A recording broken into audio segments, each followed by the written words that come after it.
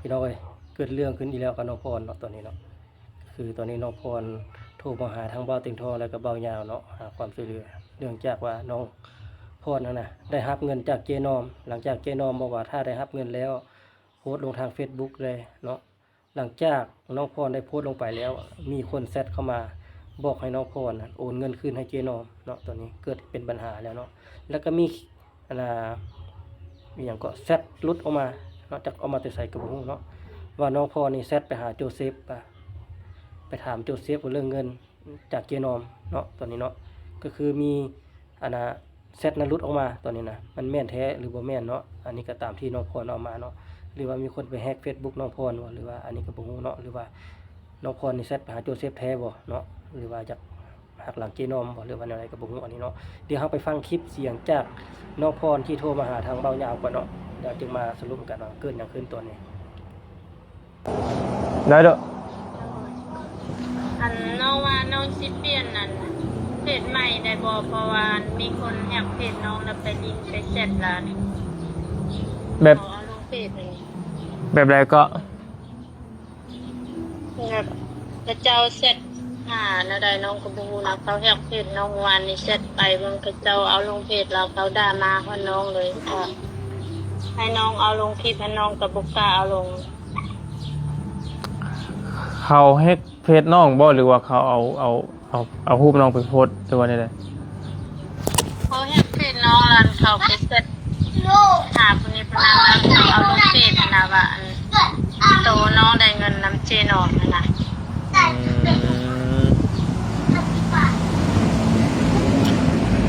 ตอนนี้น้องเฮ็ดหยังบ่เป็นเลยเพราะว่าเห็นเขาเอาลงแล้วเขามาด่าน้องว่าจังซี่จังซั่นเฮ็ดหยังก็บ่ออกก็มีแต่แล้วแต่น้องเนาะก็เปลี่ยนด้วยเป็นหยังน้องก็บอกมาตอนเราโอนเงินแล้วล่ะเพิ่นก็ว่าให้จุน้องนี่โพสต์ลงเพราะว่าจุน้องเนี่ยได้รับเงินแล้วว่าจริงๆจริงๆซั่นล่ะน้องก็โพสต์ลงละโพสต์ลงแบบนี้แล้วมื้ออื่นตื่นเช้ามาน้องสิเข้าเพจหมดมือก็เข้าบ่ได้เลยน้องเอาเงินโตเรามอบให้อันเพจเขามาคือเพิ่นลามาเรื่องหยังเรื่องเงินบ่แม่นเรื่องคนร้านให้น้องโอนเงินคืนให้เจนอมหั่นน่ะมีหลายคนบ่สาบ่เป้าโดยหลายคนอยู่แต่ว่าเบิ่งน้องสิให้เบิ่งโดยตัวเขา7 ล้านแม่นเฟซของน้องแล้วฮู้มันก็แม่นฮู้ของน้องชื่ออีหยังมันแม่นของน้องหมดแต่ว่าน้องบ่ได้เสร็จน้องก็งงเลยเพราะเขาส่งให้น้องเบิ่งนะเพราะว่าสำหรับส่วนตัวอ้ายว่ามันเพิ่นเจนอมเพิ่นให้เฮามาเนาะพี่น้องเอ้ยเจนอมให้เฮามามันก็เป็นเงินของน้องเป็นเงินของน้องพรคำว่าคือน้องพรอยากมีน้ำใจอยากให้เราคืนก็ได้แต่ว่าแล้วแต่เจ้าสิให้เท่าไหร่ก็ให้เห็นนะความหมายเจ้าสิให้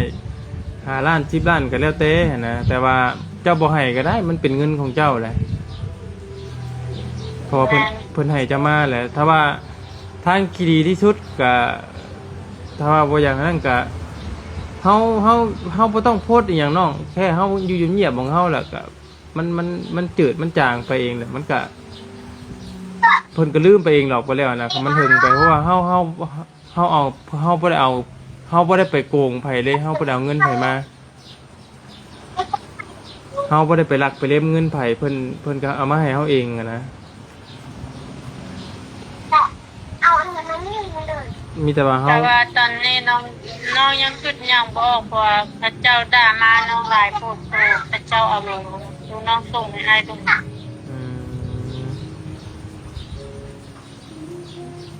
สำหรับอ้ายว่ามีแต่นั่นแหละแต่ทั้งอันเจ้าสิปรึกษาไอ้เตียงอยู่ว่าใช่ว่าได้ลองโทรปรึกษาไอ้เตียงเพิ่นนำเด้อ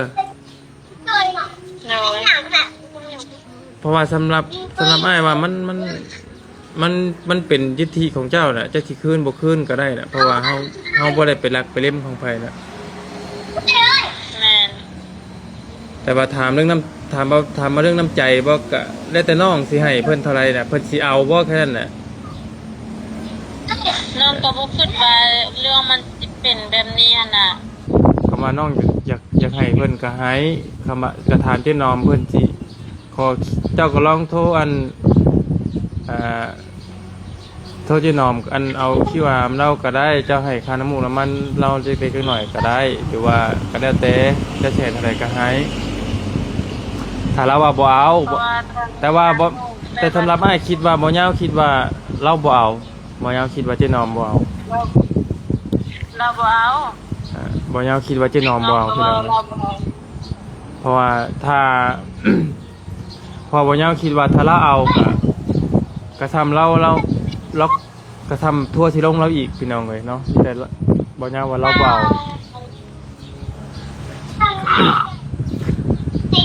ก็ยาแล้วน้องเอ้ยมีแต่ใจเย็นๆก็เฮามีบ่ต้องไปโพสต์อิหยังบ่ต้องงัน เนาะเรื่องนี้ค่อยก็สิมาเว้านิดนึงเนาะตามที่ค่อยเป็นห่วงเป็นใยของค่อยเนาะสำหรับน้องพรแล้วก็เจนอมเนาะก็คือน้องพรเนี่ยได้รับเงินจากเจนอมแล้วก็เนาะการที่เจนอมบริจาคนั้นก็ได้รับแพ้อย่างนี้แหละเนาะแต่ว่าการได้ใช้เงินย้อนไปก็ย้อนเจนอมเนาะเพราะว่าได้ใช้แล้วตัวนี้เพราะว่าทุกเงินทุกบาทที่เจนอมมอบให้น่ะผ่านมือเจนอมหมดทุกอย่างเนาะอันนี้เนาะเรื่องสิได้หลายหรือได้น้อยก็บ่ฮู้อันนี้ตามที่มีคนมาสร้างให้น้องพรนี่โอนเงินให้ทางเจนอมได้อันนี้บ่โอนก็ได้เนาะเพราะว่าเจนอมเพิ่นให้ไปแล้วเนาะค่อยว่าเราบ่เอาดอกเนาะค่อยตามตรงๆได้เราบ่เอาดอกบ่โอนก็ได้ให้น้องพรเก็บไว้เลี้ยงลูกซะเนาะใช้จ่ายเนาะคงเฮือนนั้นดีกว่าทางที่ดีนี่ค่อยสิแนะนำให้น้องพรอย่าฟ้าวลิ้นเนาะอย่าฟ้าวลิ้นโซเชียลอย่างต่างๆเนาะจังน้อยจะมีคนมาเซตนั้นเซตนี้เฮ็ดให้น้องหั่นเฮงใจบ่อยู่กับเนื้อกับตัวเนาะเฮ็ดหยังบ่ถูกต่อไปนี่ทางที่ดีอย่าลิ้นซะช่วงนี้นะให้มันเงียบหายไปก่อนจังสิมาลิ้นเนาะเพราะว่าช่วงนี้แฮงมีคนบ่หวังดีกับเฮาก็หลายเห็นบ่เขาสิอยากเซตนี่อันนั้นอันนี้ให้เฮาก็หลายเนาะเพราะว่าคนของเจน้อมก็หลายเฮาบ่ฮู้บ่เห็นดอกว่าผู้ใดเป็นผู้ใดเดี๋ยวเขาสิสร้าง Facebook เฟซหยังมาแบบบ่มีตัวตนขึ้นมาเฮ็ดใส่ร้ายป้ายสีเจ้าอีกเจ้าสิแห้งนักไปหน้าเนาะทางที่ดีแล้วเซาลิ้นก่อนช่วงนี้นะบ่ให้โพสต์หยังบ่ให้ลิ้นเลยนะดีแท้ที่ดีนะบ่ให้เข้าเฟซเข้าไลน์ดอกช่วงนี้นะเนาะให้น้องพ่อน่ะเงียบไปก่อนจนเรื่องมันสิขี้คายลงไปเนาะจนว่าให้มันเงียบไปซะจังคันสิเล่นจังสิเล่นเนาะ